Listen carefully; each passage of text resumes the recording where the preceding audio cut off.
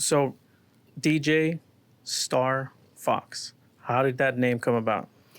Well, it's an interesting story. Everybody thinks that I actually came up with that name because of the Nintendo video, but it has nothing to do with that. I actually didn't know about that game until I went somewhere and I told them that my username for my email was Starrfox.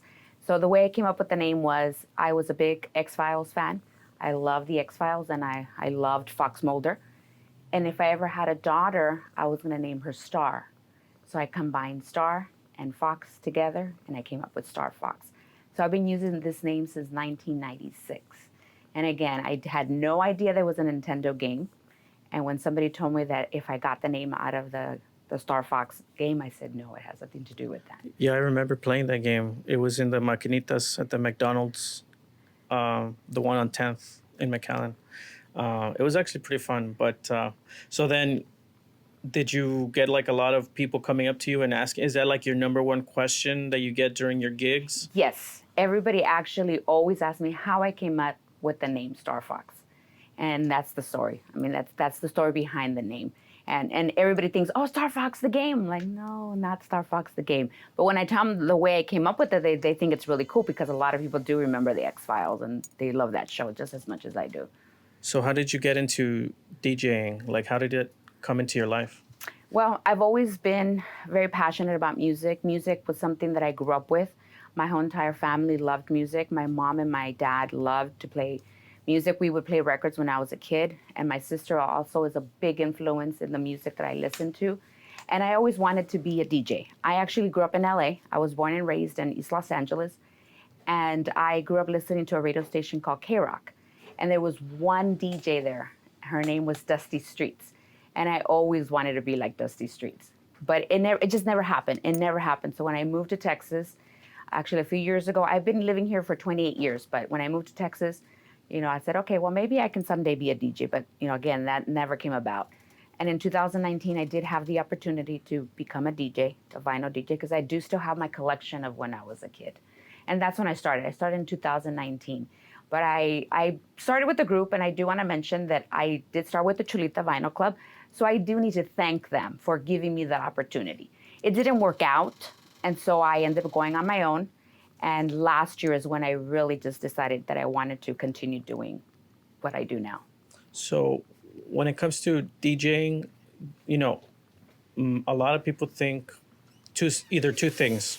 One, that you're doing it on the computer, or two, that you're doing it manually on the disc, right? Can you clarify how it works being a DJ? Like all that equipment that we see up there, like can you explain that to like a first grader? Okay, well, yes. A lot of people, when they see my setup, they really do think that I'm digital. Not until they get closer to what I'm actually doing is when they realize that I'm actually playing records. So the difference between being a digital DJ and vinyl, of course, digital is with a computer and you have all your accessibility of the music there. And with vinyl, you actually have to carry crates or just cases of records. So I carry so many different, genres of music that it's more a physical thing, where I have to set up my turntables and I have to, carry my records. So whenever people come up to me and they're like, "Oh, you're not digital," I'm like, "No, I'm actually playing vinyl. I'm not doing anything with a computer."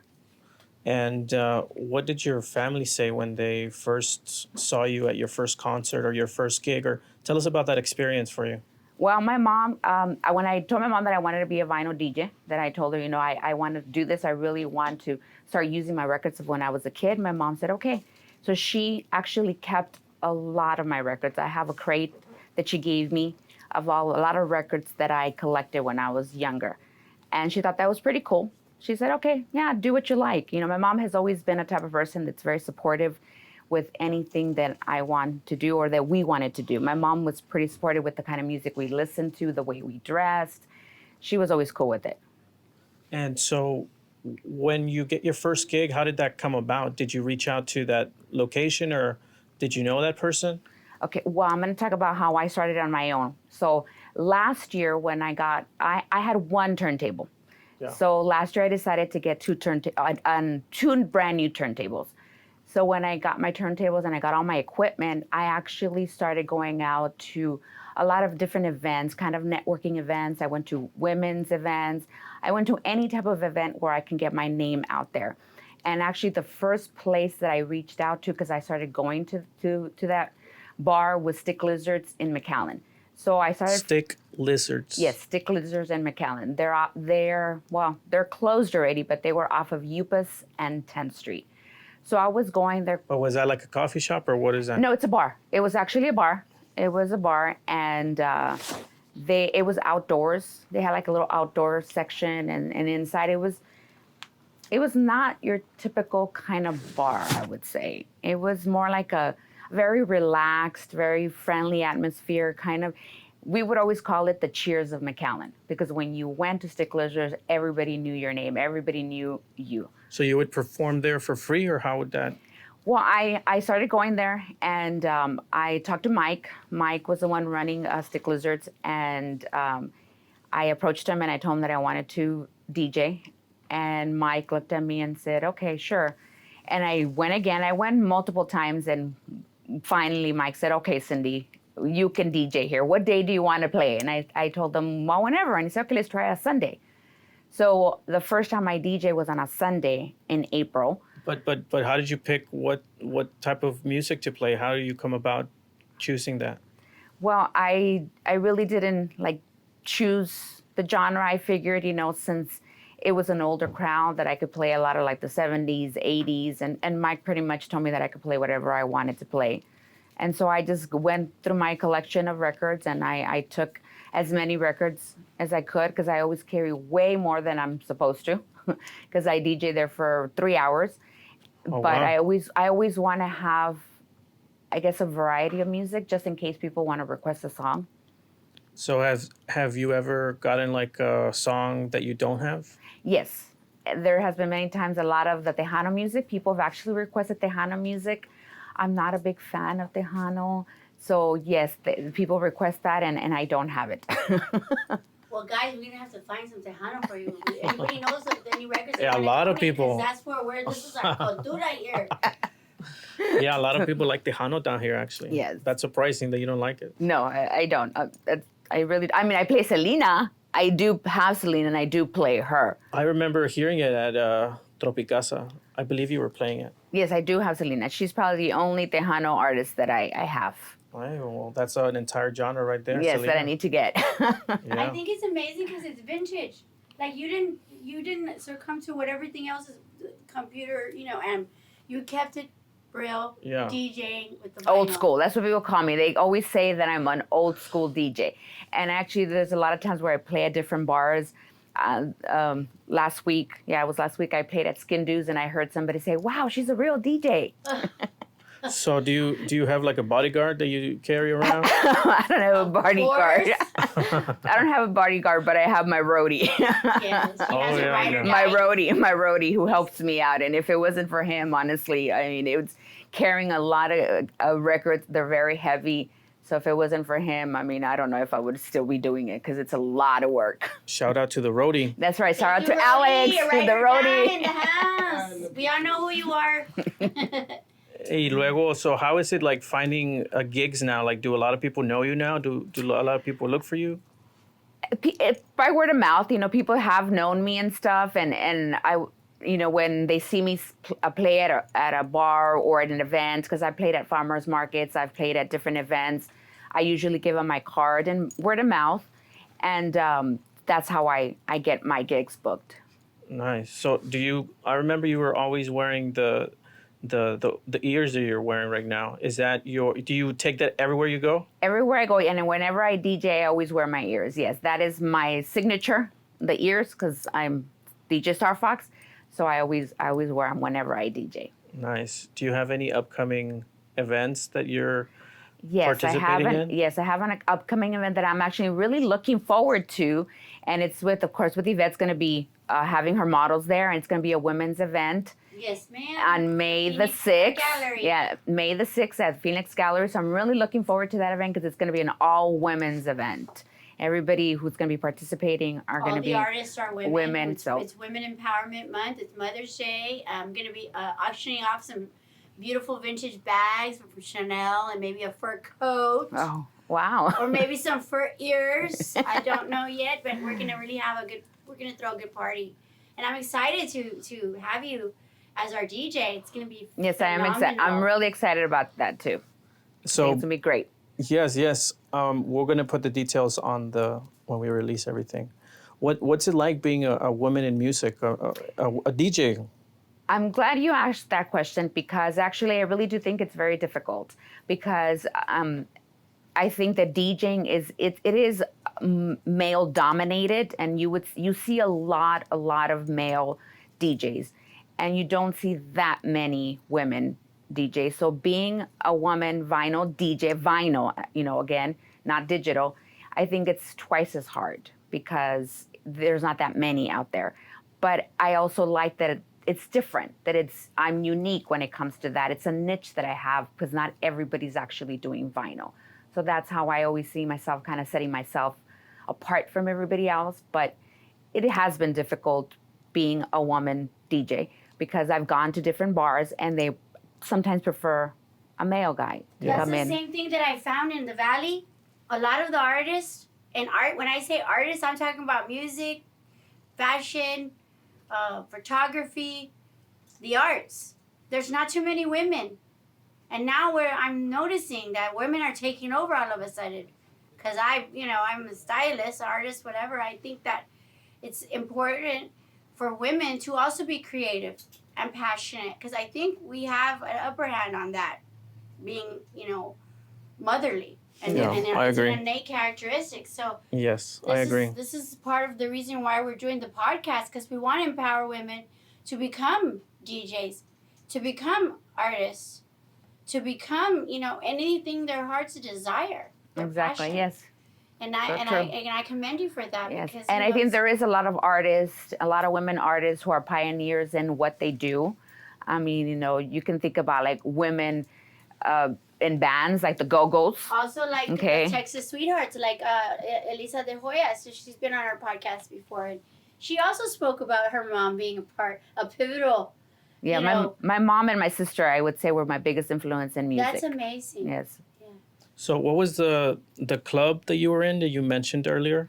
I was with the Chulita Vinyl Club. I started with them in 2019. I saw them at A Grain to Glass. They were playing there one night, and I approached them. Actually, my ex-husband approached them, and then I approached them, and we talked about possibly DJing with them, and I did. And again, it didn't work out between us, but it was my start. They actually did give me the opportunity to DJ with them, and they're a national, not national. They have about 7 chapters, and they started here in the Valley. They have one in San Antonio. They have one in Austin, in LA. And you just stopped being in that. How long were you in there for? I was with them until 2020, 2021, around there. Probably for about a year and a half or so. So it was like a lot of networking then. With them, since the Chulita Vinyl Club is pretty much already established. Again, they have, like I mentioned, they have 7 chapters. They were the ones who basically got the gigs. And since I was part of the club, wherever they would DJ is where I would go and DJ with them. So I wasn't part of going and trying to set up the gigs like I do now. Of course, I'm on my own, so now I have to go to bars, I have to meet people. I'm doing everything on my own. And so with them, since they did have a club and they were more known, a lot of people would reach out to them. But with me, I have to kind of go out there and promote myself and get myself out there, get my name, and kind of network so that I can get some of the gigs. So do you have any interesting stories of like any networking adventures or anything like that? No, well. What's the craziest thing that's ever happened to you when you're DJing? Yeah. Don't mention names. No, I don't think anything crazy, but I would say the one bar that I loved playing at Stickler's when I was there, and the family was amazing. They were great. I love playing at my current place, Tacos Plebe, in downtown. I mean, they're an amazing family. I hear that place is really good. It is. It's a really great place. They have great tacos, and of course, they have great music because They just opened, right? They've been around for a few years. I want to say, okay, I might be wrong, but I want to say But they've in been that around for about specific- 3 years. In that specific location? And that specific location, they've been open maybe for 2 years, but total 3 years, because I know they started with their little taco truck. Oh, okay. Yeah, they started with their taco truck, and then they opened the actual place there. So I want to say 3 years, but 2 years at their location. So if people want to check you out, they should go there because Yes, that's they where should you're go. at. That's where I'm currently at on Fridays, between 6:30 and 7 till about 10, 11 o'clock. It's Tacos Plebe on Main Street in downtown McAllen. So how did you get that gig? It's interesting. I think it's an interesting story. I went to go eat there one night, and they were playing 80s music. And I told Alex, I said, Alex, I think I would really fit really well playing here. Your roadie. Yes, my roadie, my boyfriend / roadie. And so he said, yeah, I think you would. So we left. And I was DJing at Tropicasa maybe about a month later, I would say, or maybe a few weeks, I'm not sure. Wearing skimpy clothes. Yeah, okay. So I was DJing at Tropicasa, and Alex said, hey, I was wearing a very skimpy outfit. And Alex said, hey, we should go to Tacos Plebe and go talk to them. So I did. I showed up. He knew what he was talking Yeah. about. About marketing, that's for sure. And so it is a family friend. It's family oriented. So I got there, and we said we wanted to talk to the owners, and Luis came. They introduced me to Luis, and his wife Claudia came, and we started talking. Was she mad? No. Claudia is a sweetheart. Claudia and Luis are amazing people. And I talked to Claudia and both of them and Luis, and I said, hey, I would really like to DJ here. And they said, yeah, sure. And I gave them my card. And I told them, I said, I won't be dressed like this if I DJ at your place. And we left. And maybe about a week later, we went to go eat there again. And Luis came up to me and he said, when are you available? Are you available this Friday? And I said, yes, I am. And he's like, okay, you can come DJ Friday. And that's how it all happened. So it's been going on for how long already? Since January. Wow. I've been there. I want to say something about the fashion sense about that. I think a woman who dresses sexy, it doesn't mean she's provocative. It means she's comfortable in her skin. I agree. And it means that the other people that are disconnected with themselves are going to be the ones disturbed. And really doesn't matter. When a woman is confident in her skin, it shows. And I think that's beautiful. I have to agree with you. I have to agree with you. Beautiful. Thank you. And you wear whatever you want in those years, everything you go, girl. And you are just beautiful. Well, thank you. I agree with you. I think that in the Valley, unfortunately, it is not very accepted for a woman to be very sexy because it is frowned upon. Trust me. I get looks when I dress. Because we're living in the Catholic Mecca. We have the Basilica. And we have all these old school Catholic religion. And we have to get motivated by really being guilty. Yeah. They motivate us by guilt. All of our ancestors, sorry, Mom, but, it's our culture. And I think that when a woman is comfortable in her skin, everyone should be comfortable around her. And because you bring an aura, you bring a beauty, you bring a light through your fashion. And you are like the light in the room. When you walk into Phoenix Art Gallery, the last show that we had, the erotic art fashion show, you were just beaming all over. Oh, thank you. And you So just sweet. had such great energy. And, Thank you. it really makes a difference when you're confident like that, because you're teaching other women it's okay. It's okay to be who you are. Don't worry about society. I agree. And don't worry about, what people are going to think or say. That's just going to stop you. Your vision is your vision. And that's something that I do have to give a lot of credit to my mom, because my mom always said that we needed to be individuals. My mom always said, don't be a cookie cutter. Don't follow the crowd. Be yourself. Be unique. And my mom really actually encouraged that.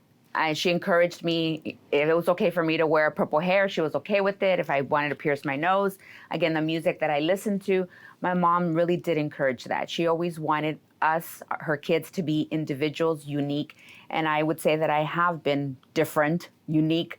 But in the Valley, I've tried to kind of conform, unfortunately, because the Valley, like Yvette said, very conservative. They're a little bit more conservative.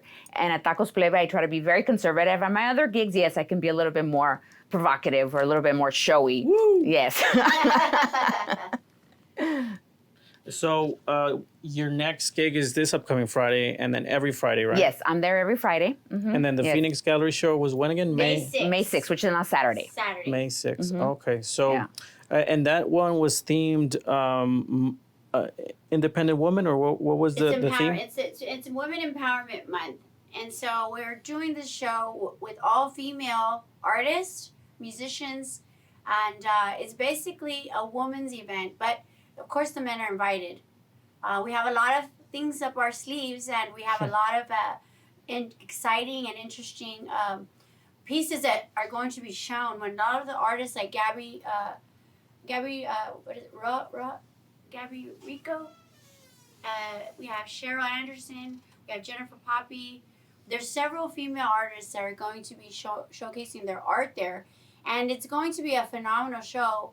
And you can't miss this one because the last few shows that we've had have gotten really packed. So you got to get there early if you want to get a good spot. And we're gonna have Starrfox. She's gonna be DJing there, and we also have another special guest that's going to be performing. But it's gonna be nonstop fun, and I really encourage everyone to read the details that Carlos will be applying to this podcast, so we can get everybody in tune and on board to go to this next show, May 6th. May 6th. May 6th. May 6th. May 6th. May 6th, yes. The Phoenix Gallery. Phoenix Gallery. May 6th, downtown. Google it. Phoenix Gallery, or read the details. So, speaking of empowering women, do you have a certain playlist or, I don't know, something of maybe your top 3 songs for, feeling empowered yourself? What are your favorite songs to play? What are my favorite songs to Yeah. play? I love everything, but I am a big 80s. I grew up in the 80s, so I play a lot of the 80s music. Pat Benatar. I do have Pat Benatar. Yeah. I do have Pat Benatar. I mean, I Blondie. play. I have Blondie. I have the Go-Go's. Fleetwood Mac. Oh, definitely. I love Fleetwood you better Mac. bring all those, girl. Fleetwood Mac. I love Fleetwood Mac. Stevie Nicks. I love her. I love her style. I love the way she sings, and I always do like to play a lot of Fleetwood Mac. I like that. I don't have like a list of anything, but I mean, I just like a variety of music. So, are you the type of person that listens to music when they're doing everything and anything? I try to listen to music all the time, yes. And music has always been my passion, and it's always been something that's helped me through difficult times. I was able to speak at España last month about how music helped me through a difficult time. And music has always been something that I listen to when I'm sad, I'm happy, I am doing my chores at home, cleaning my house. But yes, I'm always listening to music. It's true. I think that I've probably said this a million times, but if I had to give up anything in the world, I'd give up everything except for music. Because Yes. music is the moral tonic. I always say It that can take music you anywhere. and make you feel Exactly. any way in an instant. Yes. Can change the whole mood, and it's just Mhm, amazing. yes, a song can make you happy, can make you sad, can just it's an anchor. There could be a song that anchors you to a moment in time or a place you were at listening to that song. And it's so true. Music is just it's very powerful in my opinion, and I do believe that music brings us together because we can all have something. We might not have anything in common, but when it comes to music, I think that's something that we can all have in common. So if someone is coming to listen to you and they want to kind of like know your vibe or what you're all about, how would you describe your how would you, I don't know, your music? I don't know if you understand what I'm trying to say. Yes, I guess you're trying to say what kind of style I Yes. have. I don't really have a style because I do play a lot of different music. It also depends on the venue.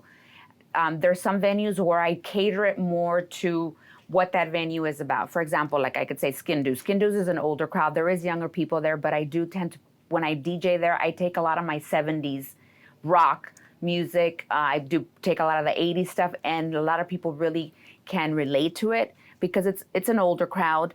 But when I'm at other places, I like to take a little bit of everything. Like at Plebes, I like to take a little bit of the EDM. I do take some of the 80s stuff. I play some of the rock. I do play some Spanish. I mean, I played some of the reggaeton that I do have on vinyl, very little, but I do play some of that.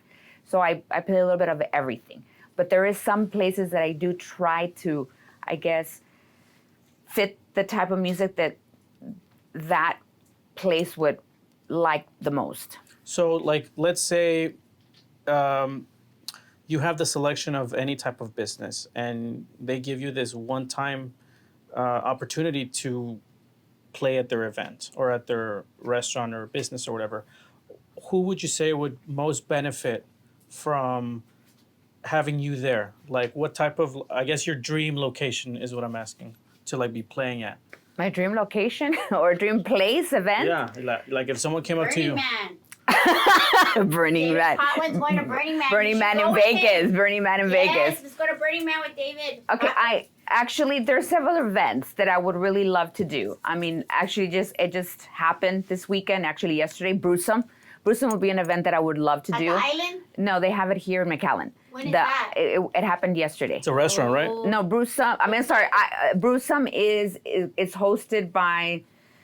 Brewseum, I'm sorry. It's called Brewseum. Sorry. It's called Brewseum. IMES, I believe the museum in McAllen puts it together. Se van a enojar porque I know, I said it all wrong. I'm sorry. Well, it already passed. And It was yesterday. It was yesterday. Museum. And the other one would be that event that they have at the convention center, that would be an event that I would really love to do because it has to do a lot with our culture, our heritage. And, I'm a woman, so it would be really great to do that event. And what other event would I like to do? I was going to say maybe on top of like the Great Pyramids in Mexico. In Mexico. On top of there. Yeah, that'd be cool. Yeah, wow. I'm trying to keep it local, but okay, you're thinking outside. You're making it big. No, but look. I don't know if you've seen this on videos, but you know how in the bottom they like whistle or something, and then it comes back at them. Like it has like this chamber for sounds. Okay. And the caverns. Yeah. Like it's made in such a way where like you yell something and it comes back at you. It goes back. So I was like, maybe it was made for like people dancing and making music and doing things like that. Oh, that'd be cool. Yeah. They had a lot of celebrations, I would imagine. Yeah, that'd be cool. I guess I'm just trying to keep it local, but yeah, I mean, it would be. I have to think about who's going to carry the records of 300,000 feet above sea level. I'm ready. Yes. I'll be there at the bottom waiting. We'll do a little pulley or something. Yeah, I don't know. would be great. We'll come up with something. Are you on Spotify, Apple Music? Where can people find you? No, I'm not in any of those. Actually, I do on SoundCloud. When I was with the Chulita Vinyl Club, I did do a mix. So I am on SoundCloud, and my mix was called "Let the Music Play." So if you guys do go to the Chulita Vinyl Club, you will see my mix. DJ Starrfox, Let the Music Play. Well, you're going to be on Spotify now and Apple Music. Yeah. Going international. Yeah. So if you had to like pick a playlist for Backdoor Modern Vintage, how would you start that project? Oh my gosh, that's I would actually talk to Yvette. I would ask Yvette, what does she like? What is it that what kind Meditation of music. songs? What kind of songs? I would give her my list of music that I have and have her pick from there. For some events, the people that I do the events for, they don't mind. They really don't care what kind of music play as long as it's a great vibe, it's upbeat, they're okay. But then for Yvette, I would really want to cater it correctly, properly, and I would want to work with her closely so that she can pick the music that she would want. So like if businesses were interested, they could come to you and ask you to do a playlist for them. Well, for a commercial or something. Like so while customers are eating or whatever, they're playing your stuff through the soundboard, right? Yeah. Yes. Well, they can come to you. Where can they contact you? What's your number? What's your Instagram? They can contact me on Instagram, and my handler on Instagram is Starrfox. It's STARRFOXX96. On Facebook, I'm under Cynthia Starrfox-Paslak. Also on TikTok on Starrfox96. So Starrfox with only STARRFOX96. That's where people can contact me. So what's next? Like what are your goals with DJing? What are my goals for DJing? Well, I want to continue doing it. I want to get other gigs. I want to do other events. Again, I want to do bigger events because I think that's a lot of exposure, getting my name out there. Because if I do a big event, then more people get to see me and like, hey, that's pretty cool. And then they could book me for future things. Did you know that Comic-Con or South Texas Comic-Con is coming up in a few weeks? No, I didn't know that. Do you think that would be a good place to And DJ? that would be it would be a good place, but I'm pretty sure that since it's already set, it would be very difficult to get in there. I mean, unless somebody knows someone. But usually events like that are pre-planned, and you have to kind of get in there before it actually is going to be here. But yeah, that would be awesome too. Nice. Well, I wanted to ask if you had any advice for women trying to get into music or trying to be a DJ. Can they come ask you for help, or what do you have to say definitely. to them? I actually did have a lady come up to me when I first started DJing at Tacos Plebe. She thought I was digital, so she came up to me and she asked me, my daughter would like to get into DJing, and I told her I do vinyl. And she goes, oh, you don't do digital? I said, no, I don't. I have no idea how to use a computer with all that stuff. I said, but if she's ever interested, I can show her what I do with my vinyls. I gave her my business card. Oh, wow. So you can even teach. Yeah, I Right? could teach people how to DJ with vinyl. So then, what did you tell her?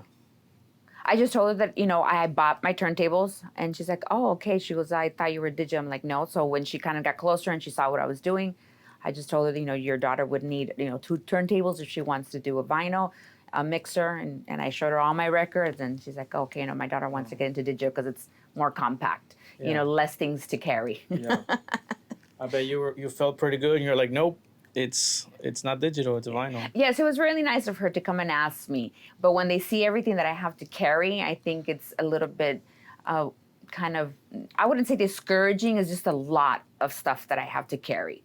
So I think people want something that's just easier, when you're carrying a computer and maybe I'm not sure It's just your passion. Yeah. You're more passionate. Yes, It makes it better. Vinyl is much better than I always say that. Music sounds better on vinyl. Yes. That's one of my hashtags. Music sounds better on vinyl. My cousin Trey, he has a collection of vinyls, and that's all he plays, and he's a DJ also. No. But he can put some music together, like it's just a better sound. That's what everybody says, and I have to agree. Vinyl just gives you a different sound. And again, I think digital is amazing too because I have friends who are digital DJs. But for me, vinyl is something How many that records do you own? Like, what's the number? I have, I would say, close to 600 or more records. Wow. Yes. And that's a small collection because a lot of other people that I know have so many more records, but that's... And do you bring all of them every time? No, I don't. I do not bring all of them. There would be too many crates. Do you have insurance on them? No, I You don't. need insurance because if somebody takes one, that's a lot of money. Yes, actually, yes. Records are very and then expensive. what if it gets scratched? Oh my God, no! Yeah. Don't tell me. I would be upset. So, is there a song that you listen to nonstop that you never get bored of? No, there isn't one particular song, but I do have a favorite band. And I did bring some of my records because I kind of wanted to Can we see them? Yeah, I wanted to talk to you a little bit about... I brought a little variety of records because they mean something to me. So I started collecting vinyls when I was about, I don't know, 7 to 10, around there when I first started collecting them. So my first 2 albums that I got when I was little were Hombres G.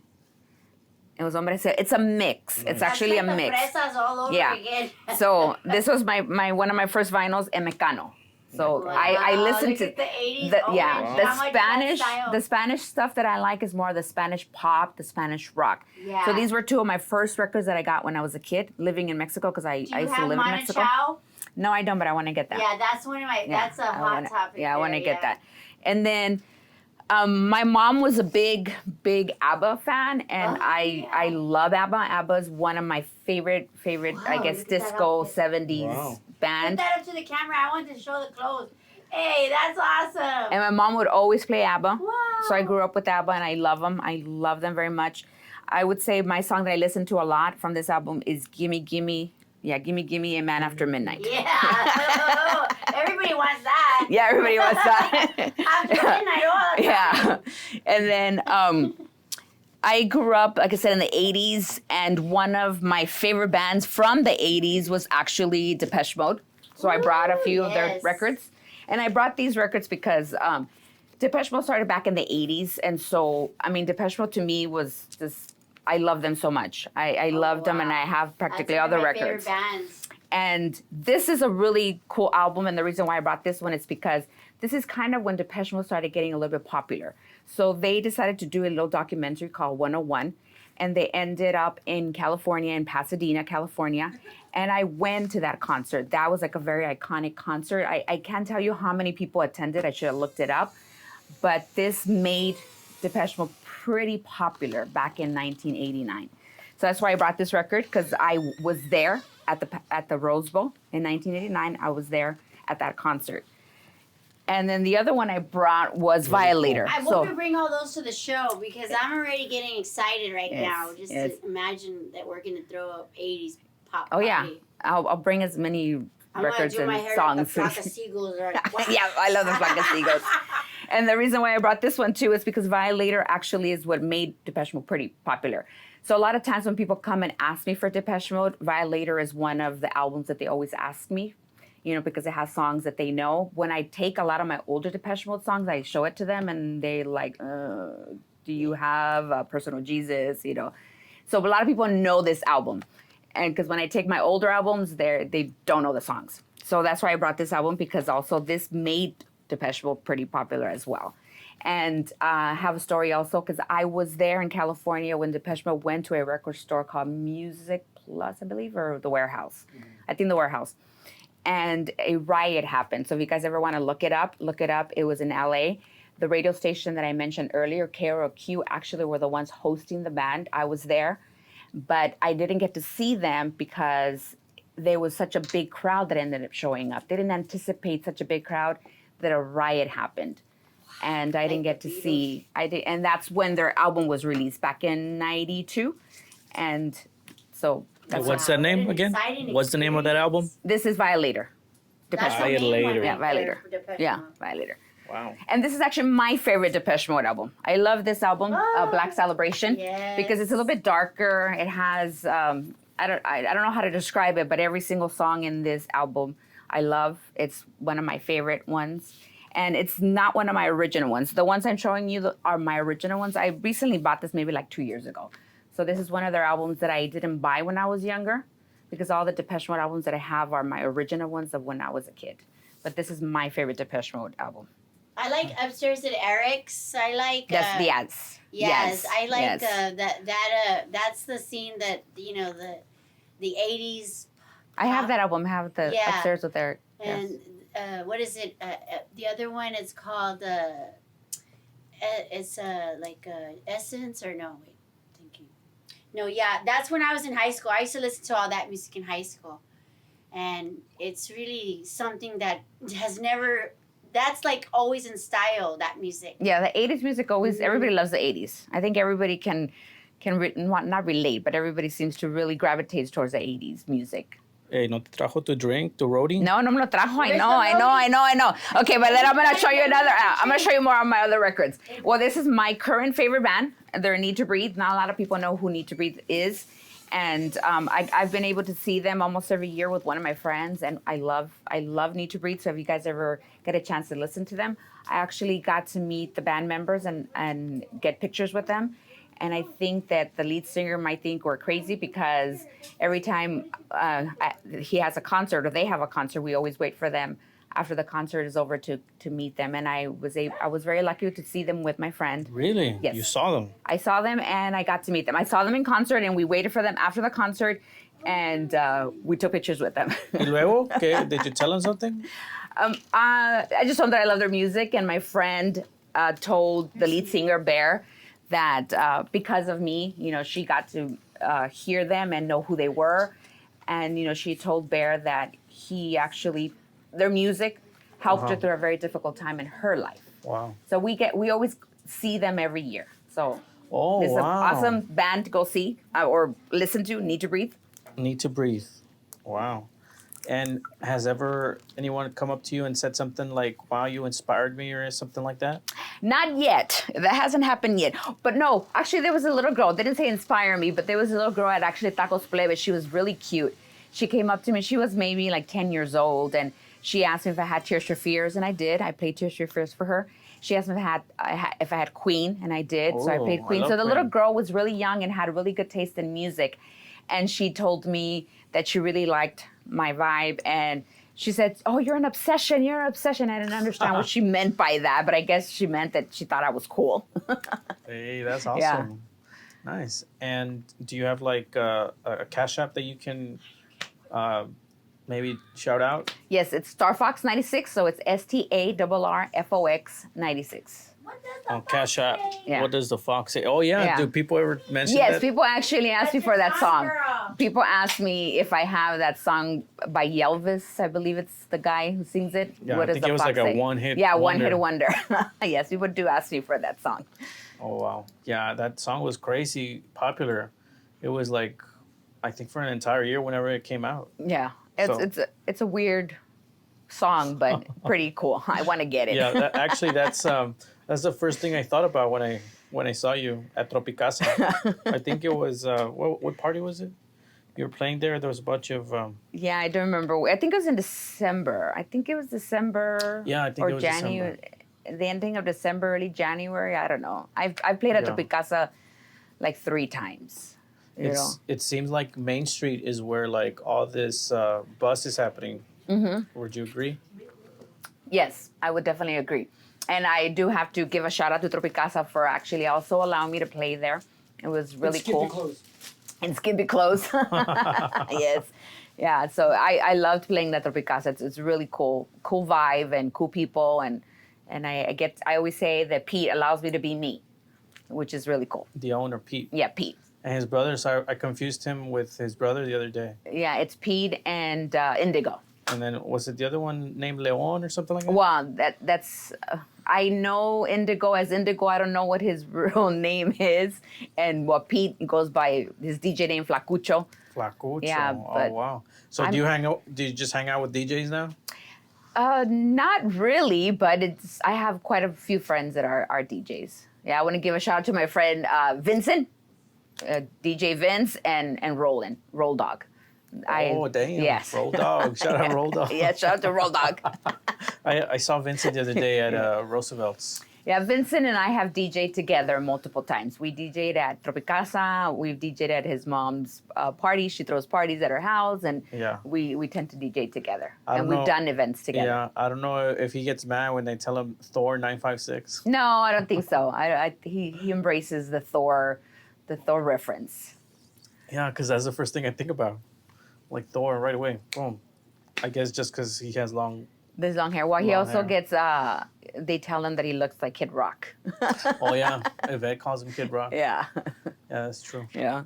And do you guys have ever done like a concert, or has that ever come across your, an opportunity or something like that? Like I mentioned, Vince and I have DJed together. We've DJed together at Tropicasa, and we've DJed at community events together. Oh wow. So do they reach out to you, or do you reach out to them, or how does that work?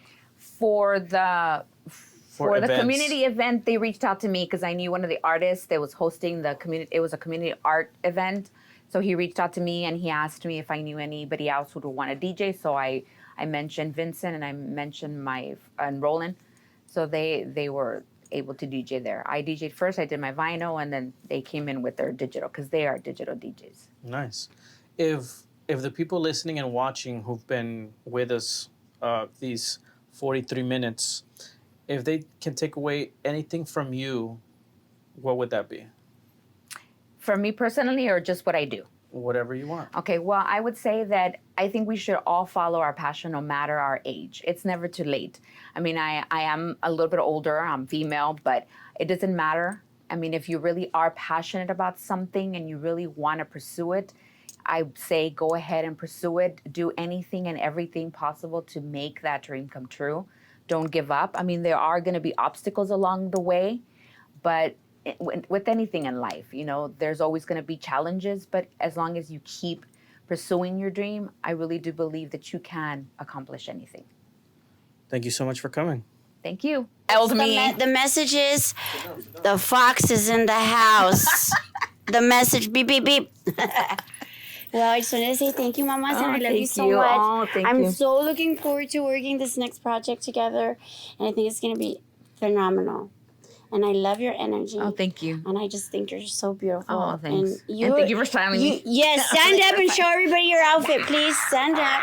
Yeah, this is styled by Marcianos. Look at the little booty, dang, dang, dang. Oh, no, Whoa, whoa, big whoa. booty, big old Yeah, booty. but see, at Dr. Martin Vintage, we have stuff for every size of woman, especially this gorgeous sizes. Everybody has their own look. And I think that your beautifulness comes out in your style, but mainly comes from within. And you, girl, anything you wear, you're gorgeous. Oh, thank you. Gorgeous. And I'm going to get me some little ears now. Where's my ears? They're somewhere around here. I couldn't find them. I was like, I got to get the ears. But thank you so much. Thank you. And looking forward to working with you. And that's a wrap. Yes, that's a wrap. Yay.